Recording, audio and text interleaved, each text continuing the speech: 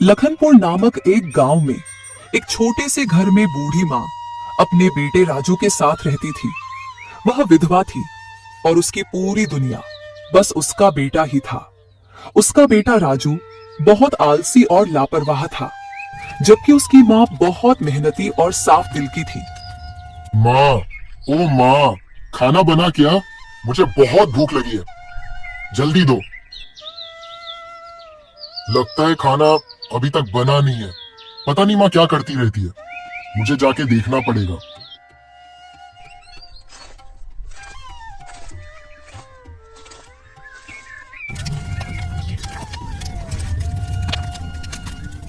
माँ, अभी तक खाना नहीं बना क्या? हाँ बेटा, बस बन ही गया। पर तूने आज खेतों में काम किया या नहीं? अरे माँ, तुम हर रोज वही सवाल पूछती हो। मुझे भी तो थोड़ा आराम चाहिए। हर समय क्या खेत में ही रहूंगा? बेटा, गुस्सा क्यों करता है? खेत तो हमारा जीवन है। अगर हम मेहनत नहीं करेंगे तो खाएंगे क्या? तुम हर बार यही पुरानी बातें करती हो। अरे आजकल ये खेत वेत में कुछ नहीं रखा है। गांव के सब लड़के शहर जा रहे हैं और एक तुम हो कि मुझे कहीं जाने नहीं देती। राजू अपनी माँ से अपनी नाराजगी जता के बाहर चला जाता है।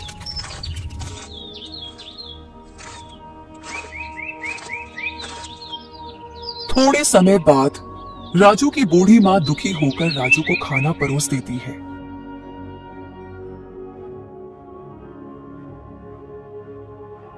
और फिर वहां से चली जाती है।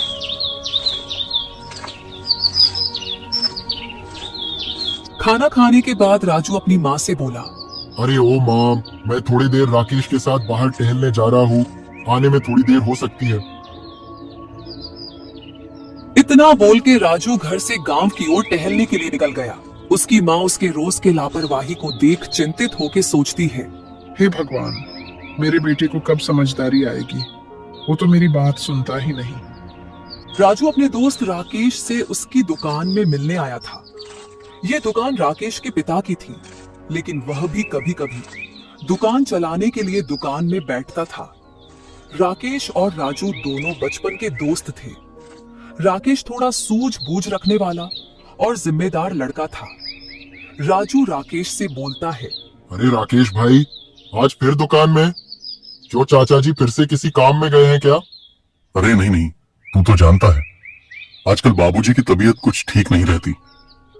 अब उनकी उम्र भी तो हो गई है, इसलिए यार घर की जिम्मेदारी धीरे धीरे मुझे ही लेनी होगी। वैसे भी बाबूजी ने बहुत मुश्किलों से मुझे अकेले ही बड़ा किया है। माँ तो मेरी बचपन में ही गुजर गई थी। कुछ समय बाद जब अंधेरा होने को आया तो राजू घर लौटा।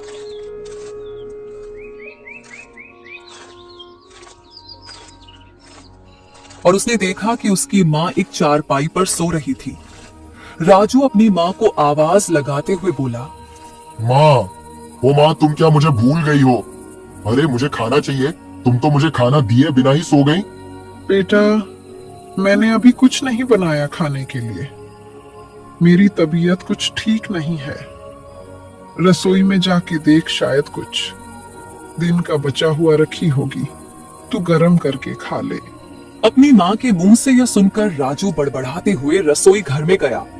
ये मेरी माँ भी ना खुद भी कुछ नहीं खाई और मेरे लिए भी कुछ नहीं बनाया। ये सब सोच के राजू रसोई में दिन का बचा हुआ कुछ खाना खाकर सोने जाता है।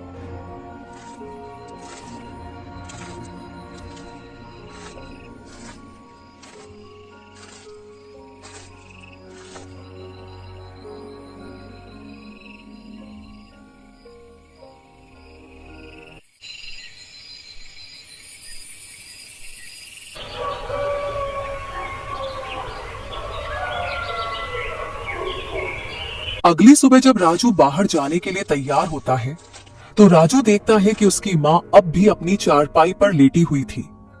राजू यह देखकर अपने मन में सोचने लगता है, अरे आज माँ को क्या हुआ? इतनी देर तक तो माँ नहीं सोती है। माँ तो मुझसे भी जल्दी उठ जाती है। राजू ये सब सोच ही रहा था कि तभी राजू की माँ अचानक उठ के राजू से बोलती है, बेटा, मेरी तबीयत ठीक नहीं लग रही। तू मुझे थोड़ा गर्म पानी दे दिस। माँ मुझे बाजार जाना है, तुम खुद ही ले लो। मैं रोज रोज तुम्हारी सेवा नहीं कर सकता। बेटा, जब तू छोटा था तब मैं पूरी रात तेरी देखभाल किया करती थी। आज तू मेरी इतनी छोटी सी मदद भी नहीं कर सकता? माँ, मुझे अपने दोस्तों के साथ घूमने जाना है। तुम हर बार मुझे रोकती क्यों हो? बेटा, माँ बाप के बिना सब कुछ अधूरा होता है, पर शायद तुझे मेरी बातें अभी समझ नहीं आएंगी। राजू अपनी माँ की बातों को अनसुना कर बाहर चला जाता है।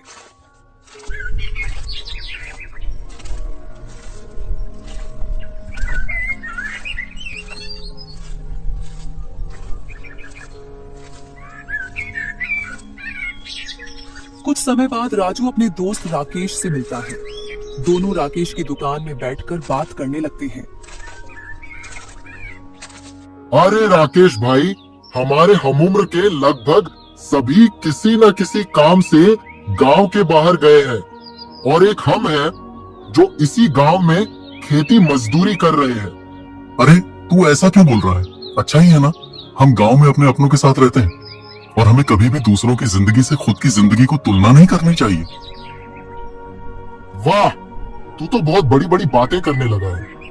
ये सब बड़ी बड़ी बातें नहीं है, हम अब बड़े हो गए हैं, हमें अब घर की जिम्मेदारी उठाना सीखना होगा। तू भी थोड़ा अपनी माँ का ख्याल रखा कर, समझा? अरे ठीक है, इतना ज्ञान मत दे, अभी मैं चलता हूँ, मुझे बहुत भूख लगी है। राजू ये बोल के चिड़चिड़ा मन से घर को लौटता है।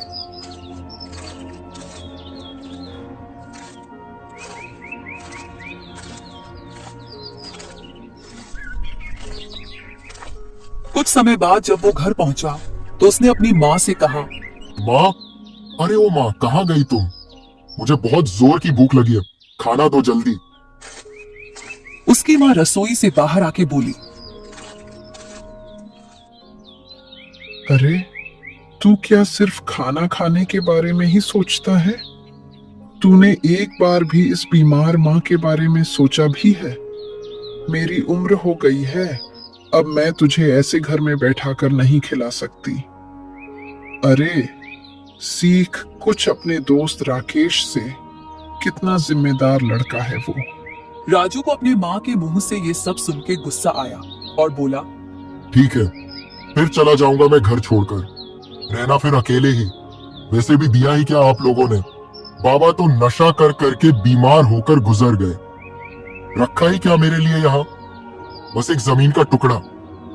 ये बोलकर राजू गुस्से में घर छोड़कर चला गया और गांव के मंदिर में ही आज का दिन गुजारने की सोची। जब वह मंदिर पहुंचा तो उसे मंदिर के पुजारी जी मिले।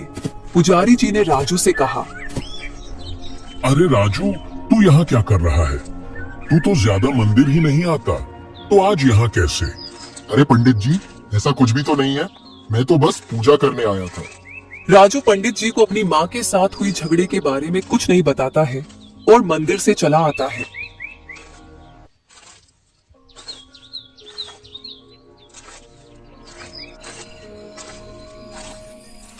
थोड़ी देर बाद शाम भी हो जाती है। राजू थक हार कर घर लौट आता है और उसकी माँ उसको देख तुरंत बोलती है, अरे बेटा, आ गया तू, चल जल्दी से हाथ मुंह धो ले, मैं तेरे लिए खाना लगा देती हूँ। राजू अपनी माँ के इस बर्ताव को देख थोड़ा हैरान हो गया। उसने मन ही मन सोचा, आज तो मैंने माँ को इतनी बातें सुनाई थी, फिर माँ मेरे साथ अभी इतना अच्छा व्यवहार कर रही है, मुझे तो लगा था माँ आज मुझसे बहुत गुस्सा होगी। राजू यही सब सोच के अपने माँ के साथ रात का खाना खाता है और थोड़ी देर बाद अपने कमरे में सो जाता है।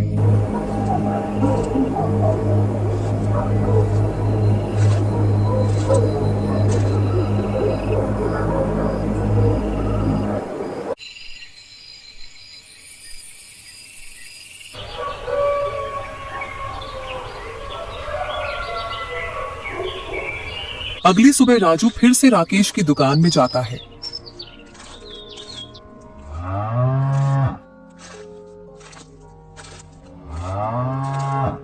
थोड़ी देर बाद जब वह राकेश की दुकान में पहुंचता है तो राकेश उससे पूछता है कि अरे राजू भाई, तू सुबह ही आ गया? क्या हुआ, आज का खेत का काम जल्दी खत्म हो गया क्या? अरे भाई, कैसी खेत? जमीन के नाम तो वो बंजर जमीन पड़ी हुई है। कौन करे इतनी मेहनत? जिंदगी हो तो तुम्हारी जैसी, दुकान में बैठे बैठे पैसे मिलते हैं। अरे भाई, तू हमेशा ऐसे ही क्यों सोचता है? कोई भी काम छोटा बड़ा या कम ज्यादा मेहनत वाला नहीं होता, सबका अलग अलग संघर्ष होता है। हाँ ठीक है, तू सुबह सुबह शुरू मत हो।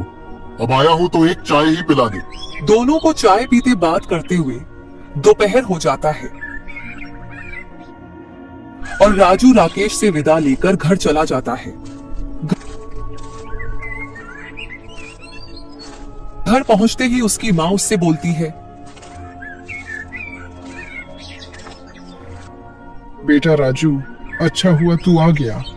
तू मेरा एक काम कर दे, तू कुछ लकड़ियां काट दे। मुझसे तो अब ये सब नहीं होता, कमर में दर्द होने लगता है। अरे माँ, अभी तो घर आया हूँ, आते ही काम करने के लिए बोल रही हो? मुझे अभी कुछ करने का मन नहीं है, मैं बाद में कर दूंगा। राजू की बात सुनकर उसकी मां उदास हो जाती है, लेकिन राजू से बिना कुछ कहे रसोई में चली जाती है। कुछ समय बाद राजू दोपहर का खाना खाने के बाद गांव में टहलने के लिए निकल पड़ता है।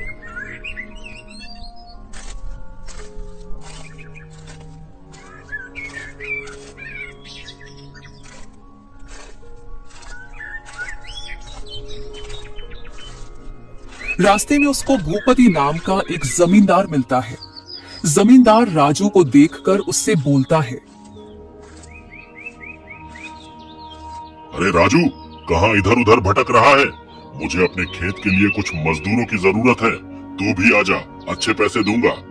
राजू इतराते हुए बोलता है, अरे सेठ जी, मैं ये सब मजदूरी वाले काम नहीं करता, आप किसी और को ढूंढ लो। राजू ये बोलकर वहां से राकेश की दुकान की ओर चला गया।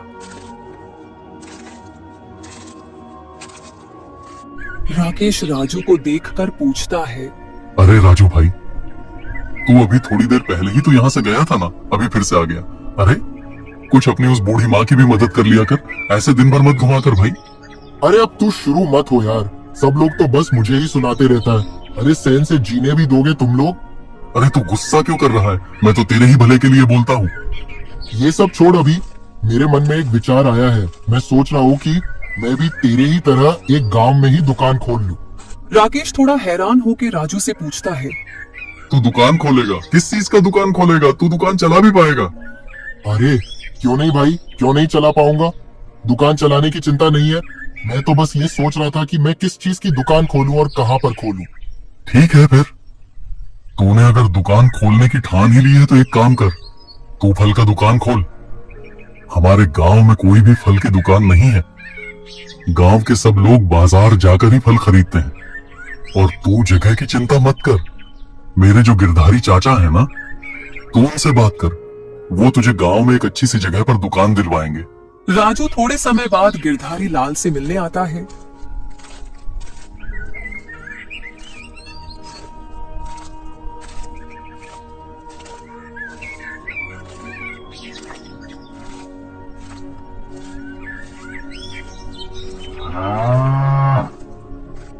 चाचा, अरे ओ गिरधारी चाचा, थोड़ा बाहर तो आइए, आपसे कुछ बात करनी है।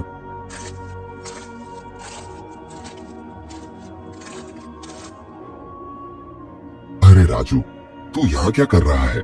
कुछ काम था क्या? हाँ चाचा, राकेश ने बताया कि आप ही मेरी मदद कर सकते हो। मुझे गांव में एक दुकान खोलनी है और मुझे एक अच्छी सी जगह चाहिए थी। अरे वाह, ये तो अच्छी बात है। आखिर तू भी जिम्मेदार लड़का बन ही गया है। ठीक है, मैं कुछ इंतजाम करता हूँ, लेकिन हाँ, दुकान का भाड़ा हर महीने समय पर देना होगा। ठीक है, मुझे मंजूर है।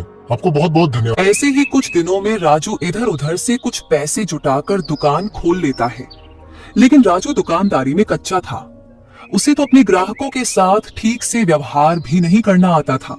धीरे धीरे राजू का दुकानदारी में भी मन नहीं लग रहा था। अरे मैं तो थक गया हूँ दुकान में बैठते बैठते। आज तो ग्राहक भी नहीं आ रही है। कितने दिनों से कहीं घूमने भी नहीं जा पा रहा। ये दुकानदारी से अच्छा तो घर में थोड़ा सो ही लेता। ये सब सोच के राजू दुकान बंद करके घर की ओर निकल गया।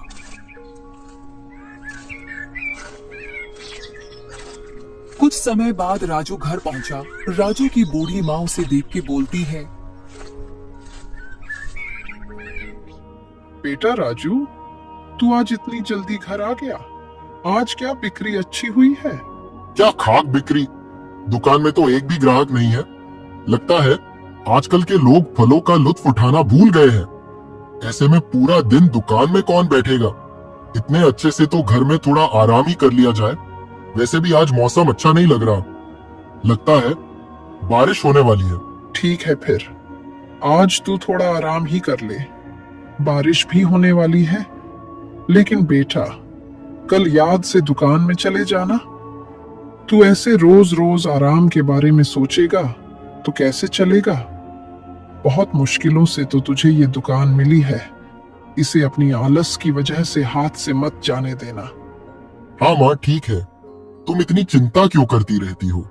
अभी तुम यहाँ से जाओ, मुझे थोड़ा आराम करने दो। ये बोल के राजू अपनी चारपाई में लेट जाता है और उसकी माँ खाना बनाने के लिए रसोई चली जाती है।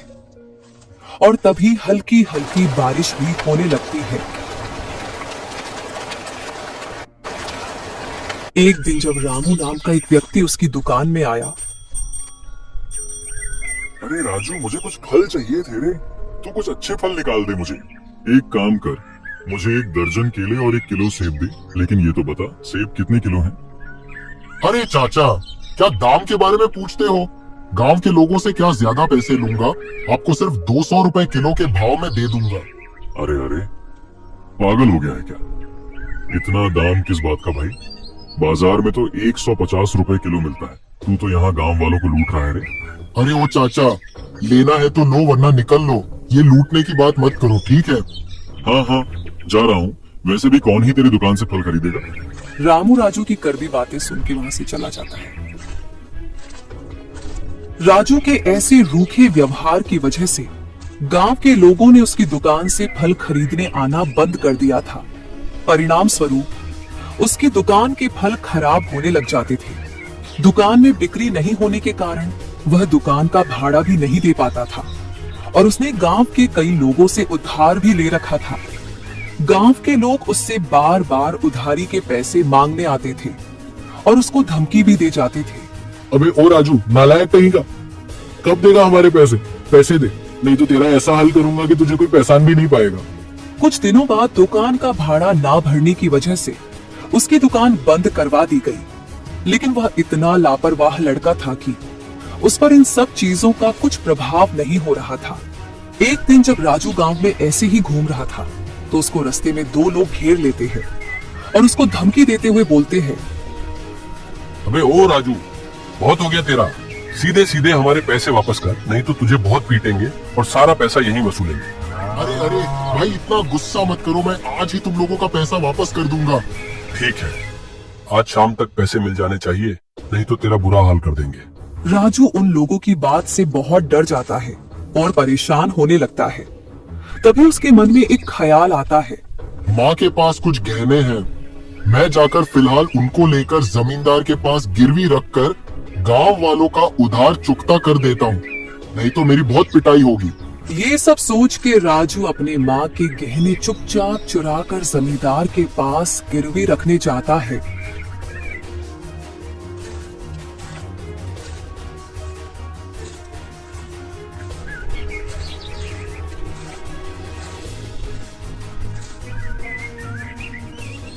जमींदार जी, क्या आप ये गहने रख के मुझे कुछ पैसे दे सकते हैं? मुझे पैसों की बहुत जरूरत है। क्यों रे राजू, उस दिन बड़ी डींगे हाँक रहा था, अब क्या हुआ? अब क्यों गहने गिरवी रखने आया है? अरे उस दिन के बातों को भूल जाइए ना, मुझे पैसों की बहुत जरूरत है। आप ये गहने रख के मुझे पैसे दे दीजिए ना। ठीक है ठीक है, तू इतना जोर दे रहा है तो मैं तुझे पैसे दे देता हूँ। जमींदार से पैसे लेके राजू अपना सारा उधार चुकता कर देता है। ये लो तुम लोगों के पैसे, अब दोबारा पैसे मांगने मत आना। हाँ हाँ, हमें भी कोई शौक नहीं है तुझसे पैसे मांगने का, हम तो अपने हक के पैसे मांग रहे थे। ऐसे ही कुछ दिन बीत जाते हैं। एक दिन जब राजू की माँ अपनी अलमारी देखती है तो उसे अपने गहने नहीं मिलते। गहने नहीं मिलने पर वह बहुत परेशान हो जाती है और हड़बड़ाते हुए राजू को ढूंढने गांव में निकल जाती है।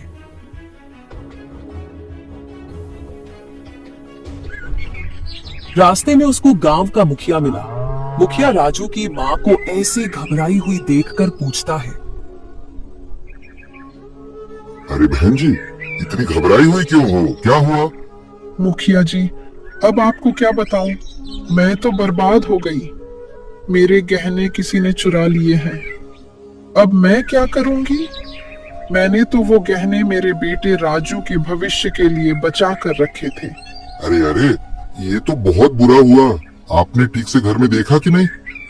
मैंने सब जगह देखी है, मुझे कहीं नहीं मिले, इसलिए मैं राजू को ढूंढने निकली हूँ। शायद वही कुछ कर पाए। मैं इस उम्र में कहाँ कहाँ जाऊंगी। सुनिए बहन जी, आपसे एक बात बोलना चाहूंगा, आप बुरा मत मानिएगा। क्या हुआ है मुखिया जी, ऐसी क्या बात है? मुझे लगता है राजू ने ही गहने लिए होंगे। गांव में उसके ऊपर बहुत उधारी थी और हाल ही में उसने अपनी सारी उधारी चुका दिए थे। राजू ऐसा नहीं कर सकता मुखिया जी। वह लापरवाह जरूर है, लेकिन कभी चोरी नहीं कर सकता। राजू की बूढ़ी माँ मुखिया की बातें सुनकर उदासी भरे मन से घर लौट गई।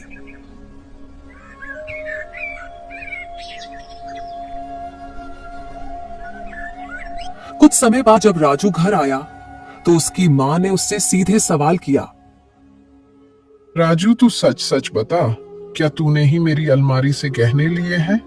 अपनी माँ से यह सुनने के बाद राजू कुछ भी नहीं छुपाता है और अपनी माँ को सब कुछ बता देता है।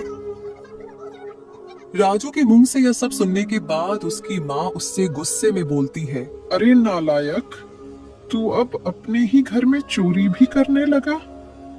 क्या मैंने तुझे यही संस्कार दिए थे? अब मैं तुझे क्या ही दोष दूं?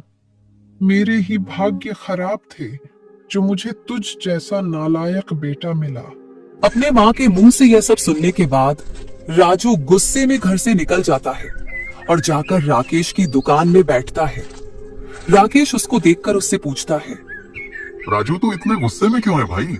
मत पूछो यार, मेरा जिंदगी तो नर्क बन गया है। रोज रोज माँ मेरे साथ झगड़ा करती है और आज तो हद ही हो गई। माँ को मैंने सब कुछ सच बताया, फिर भी माँ ने मुझे बहुत कुछ सुनाया। अरे हुआ क्या वो तो बता पहले। देख भाई, तू तो जानता ही है मुझसे दुकानदारी नहीं हुई और मुझ पर कितना उधारी आ गया था। इसीलिए मैंने अपनी माँ के गहने गिरवी रख के सारे उधारी चुकता कर दी। और वैसे भी माँ तो वो सारे गहने मेरे लिए ही रखे थे ना। अब मुसीबत के समय में वो गहने मैंने अगर इस्तेमाल कर ली तो क्या गलत किया? मेरे घर वालों ने मेरे लिए आखिर किया ही क्या है?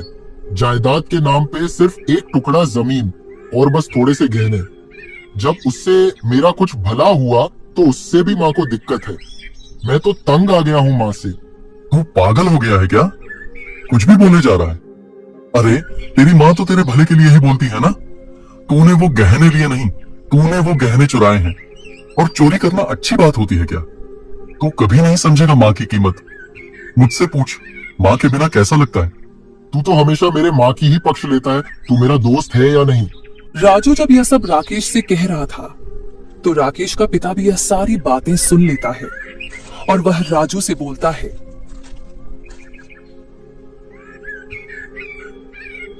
अरे राजू बेटा, तू तो बिल्कुल अपने पिता की तरह निकला रे। तेरी वो बेचारी बूढ़ी माँ ने तेरे लिए क्या क्या नहीं किया, लेकिन तू है कि अपनी माँ के बारे में ऐसी सोच रखता है। तू कितना बुरा बेटा है रे। तू तो बिल्कुल अपने पिता की तरह लापरवाह और स्वार्थी है। तेरे पिता ने तो अपने नशे के लिए तेरे दादाजी से मिली हुई सारी जमीन बेचकर खत्म कर दी, लेकिन तेरी माँ ने तेरे पिता से लड़कर तेरे भविष्य के खातिर थोड़ी जमीन बचा ली। अरे जब तू छोटा था तब तेरी माँ दूसरों के घर में काम करके तेरा पालन पोषण करती थी और अब तू उनके किए कर्मों का यह सिला दे रहा है। राकेश के पिता से यह सुनने के बाद राजू को बहुत बुरा लगा और उसको अपनी माँ के साथ किए हुए बुरे बर्ताव का पछतावा होने लगा। आप सही बोल रहे हो, मुझसे बहुत बड़ी गलती हो गया। मुझे पता नहीं था माँ ने मेरे लिए क्या क्या सहा है। आपने तो मेरी आंखें खोल दी चाचा जी। मैं बेवकूफ बार बार अपनी माँ को दुखी कर देता था। मुझे तो नर्क में भी जगह नहीं मिलनी चाहिए। अब मैं क्या करूं? किस मुंह से मैं माँ से माफी मांगू? मैं तो माफी का भी हकदार नहीं हूँ। अरे राजू, तुम मायूस मत हो। वो तेरी माँ है और माँ कभी अपने बच्चों से नाराज नहीं रहती। हाँ बेटा, जो हुआ सो हुआ। मान लिया कि तूने गलती की है, लेकिन तू इस गलती का प्रायश्चित कर सकता है। तू अभी घर जा और अपनी माँ से माफी मांग, और आगे से उनका अच्छे से ख्याल रखना। उन्हें कोई भी तकलीफ मत होने देना।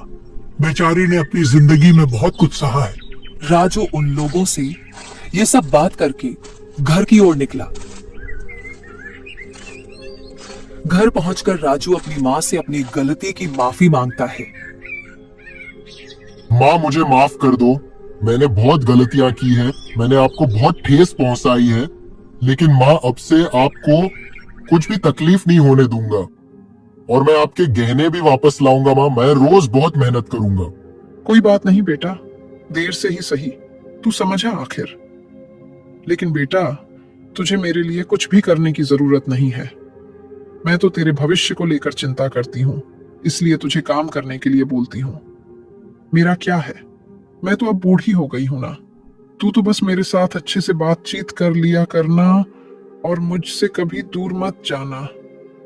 यही मेरे पास रहकर जो भी तू कमाएगा, उसी में मैं खुश रहूंगी। ये सब बात करते हुए दोनों माँ बेटे की आंखों में आंसू आ रहे थे।